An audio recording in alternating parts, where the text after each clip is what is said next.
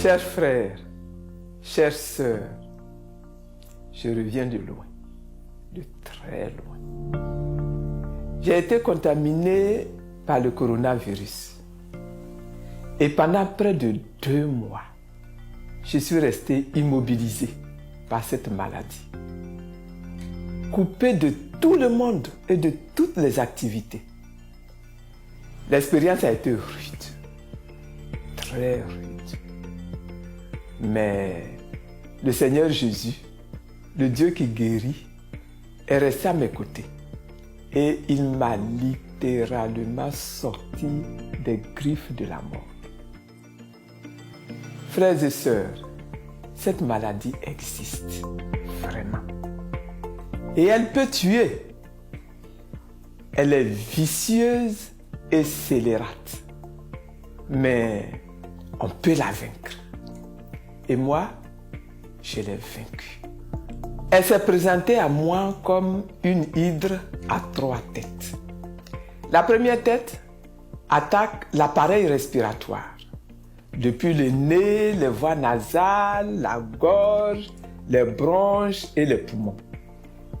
Et c'est cette tête-là qui entraîne le rhume, la toux et les difficultés respiratoires quand l'attaque est grave et que les poumons sont atteints. Fort heureusement, je n'ai pas souffert de difficultés respiratoires. Mais j'ai tout le temps traîné un rhume et une toux agressive et épuisante. La deuxième tête, elle attaque l'énergie, la force intérieure. J'avais perdu toute force, toute énergie, incapable de me lever, de m'alimenter, de prendre toute seule soin de moi, de tenir une conversation, même au téléphone. Aujourd'hui, mon énergie est revenue et ma force revient peu à peu. La troisième tête agit comme le palu. J'avais permanemment la fièvre. Elle n'était pas très forte, mais elle me faisait grelotter et claquer des dents de façon irrépressible. Mon appétit était totalement coupé. Mon odorat perdu. Mes organes étaient attaqués et ma glycémie complètement déréglée. J'ai donc rapidement perdu une dizaine de kilos. Ça a été dur, très dur.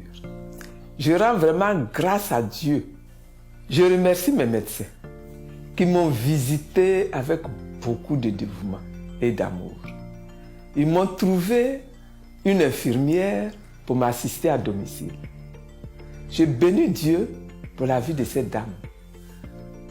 Appartenant à une association privée qui offre du personnel à domicile, elle a déménagé chez moi, abandonnant mari et enfants pendant au moins 10 jours, affrontant le risque d'être elle-même contaminée.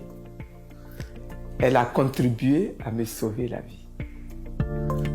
Frères et sœurs, j'ai tiré 3 leçons de cette expérience. La première, c'est que les mesures barrières sont très importantes.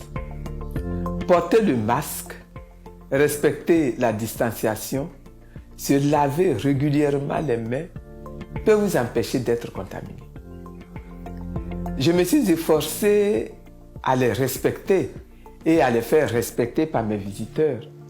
Mais je pense que j'aurais dû le faire de façon encore plus systématique, car j'ai quand même été contaminé. Deuxième leçon, plus l'organisme est fort et moins le virus a de l'impact et de l'influence. Plus notre organisme est affaibli par d'autres maladies et d'autres situations de crise interne, et plus le virus est agressif. Il faut donc être très attentif à son propre état intérieur de santé. troisième leçon, ce virus est traître. Il vous aborde avec des symptômes qui vous sont habituels. Une petite toux, un petit rhume, un peu de diarrhée vite résorbée, de la fièvre, de l'amertume dans la bouche, de la faiblesse, des courbatures, c'est-à-dire des riens auxquels on ne prend pas garde, qu'on banalise ou qu'on minimise. Et pourtant, dans le corps, le virus court. Il court sournoisement et en cachette. Il faut donc agir vite, ne rien négliger. Il ne faut pas hésiter dès les premiers signes à consulter un médecin, à se faire dépister, à faire une radio pulmonaire afin de s'assurer que nos poumons ne sont pas déjà attaqués, à faire un traitement vigoureux contre le palu et se mettre sous antibiotiques. Renforcer son organisme avec des vitamines. Dès le début, il faut trancher les 3 têtes de l'hydre en même temps pour l'empêcher de déverser ses venins dans notre corps. On peut vaincre cette maladie, mais il faut la combattre avec sérieux et détermination. Il faut se lever dès le début dans ce combat. Yako à tous les malades. Yako aux familles de ceux qui, malheureusement, n'ont pas résisté à la bourrasque. Je suis donc de retour. La maladie m'a tenu éloigné de la vie du pays, de la vie du parti, de tous les débats politiques actuels. Pendant environ 2 mois, j'ai dû m'enfermer, me confiner pour me concentrer sur ce combat violent mais personnel. Aujourd'hui, je me sens prête à reprendre du service. Que Dieu bénisse la Côte d'Ivoire. Que Dieu vous bénisse tous et que sa fidélité soit encore célébrée dans notre vie et dans notre nation.